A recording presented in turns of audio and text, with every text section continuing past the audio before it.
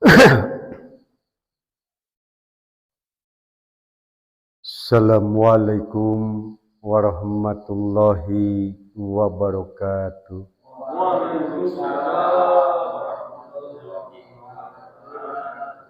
Sampurasun salamun.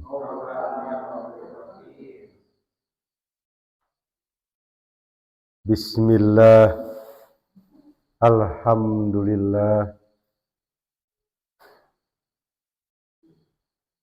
wassalatu wassalamu ala rasulillah wa ala alihi wa ashabihi wa mawala. Asyhadu an la ilaha illallah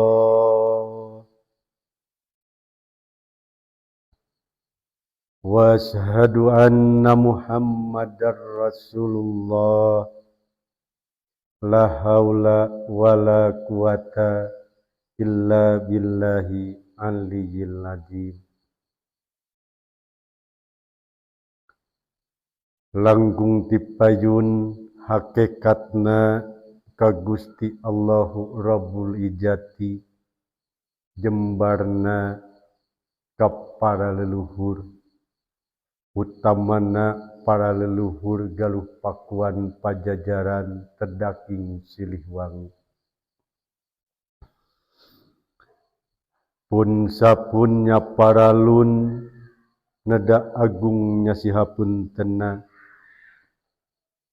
dina ieu wengi, dina raraga pengkajian neda widi sinareng ridona dina maparkeun perjalanan sejarah Pancar Tunggal Karang Pawitan.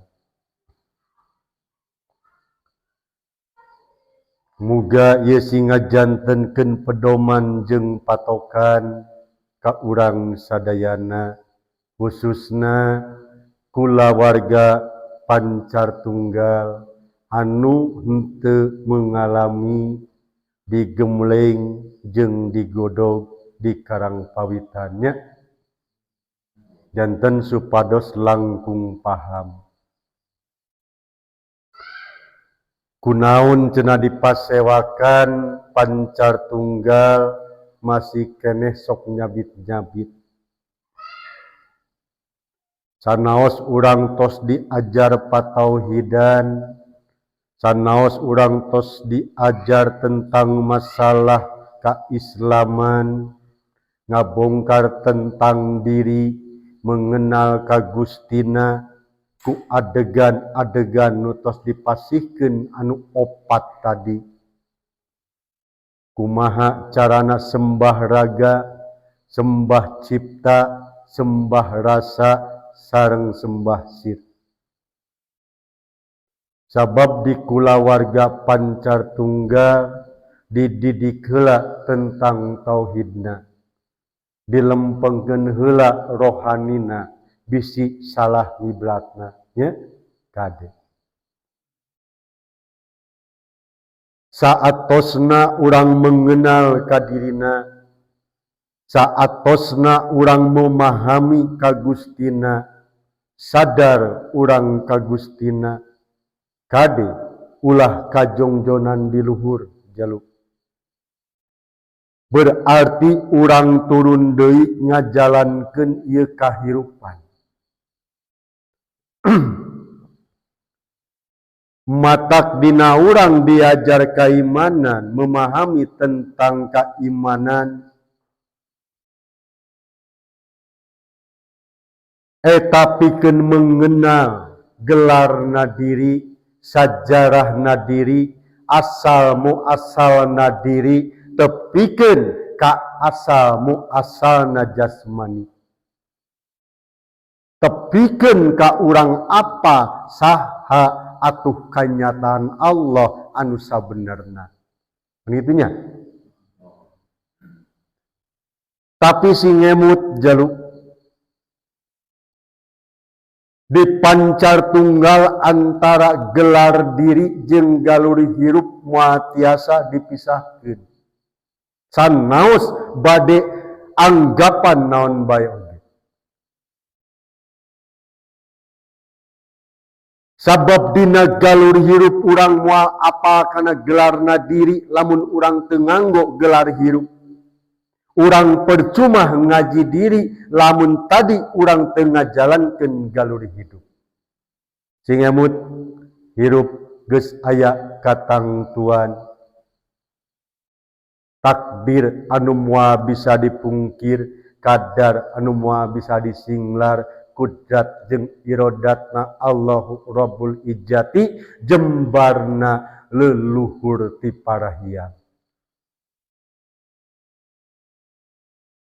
Saatosna hidup dituduhkeun kana patauhidan, saatosna hidup dipaparinan uninga tentang masalah kamusrikan jasmani anu mana, kamusrikan rohani anu mana, mangka kade hidup ulah arek ngalabrak deui jeung ingkar deui kana kagustianana. Panceg pageuh pengkuh kukuh kad Gusti dat illahi robbi nu nyakrawati dina diri nyakrawala dina rasa nu sampurna. Kartos. Sabab geuningan teu cekap mata nuju zaman kapungkur. Aya tata cara urang piwarang kulem 3 wengi, piwarang kulem 5 wengi, piwarang kulem 7 wengi, 8 wengi, tepikeun ka 40 wengi, tepikeun ka 100, eta simbol jeung siloka nu sadersa. Nya? Pikeun naon? Pikeun supaya lebih mendalami tentang kagustianana, supaya lebih mendalami deui urang kana kembali deui kana sajati dirina.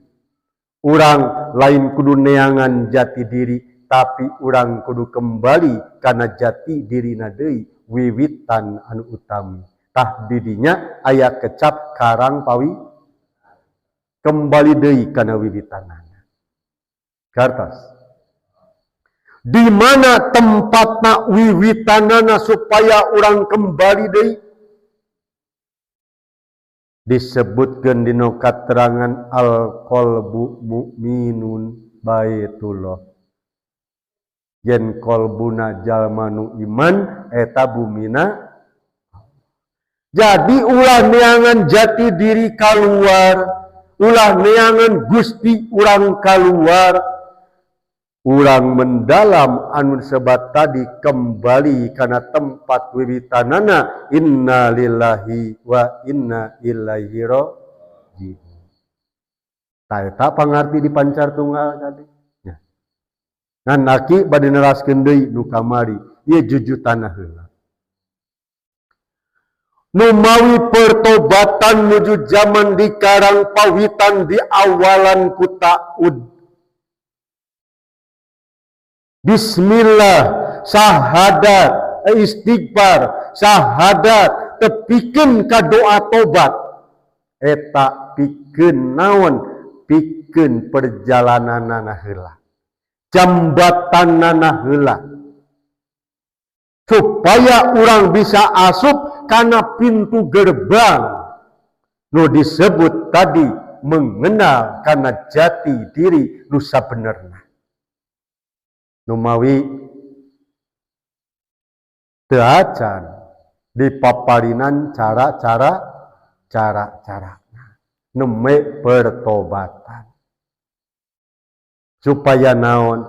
Sabab urang moal bisa memahami, sabab urang moal bisa mengerti ngaran ngaji diri lamun kamusrikan anu di luar masih kurang dijalankeun. Percaya kana jijimatan, percaya kana isim-isim, percaya kana mantra jeung kalima.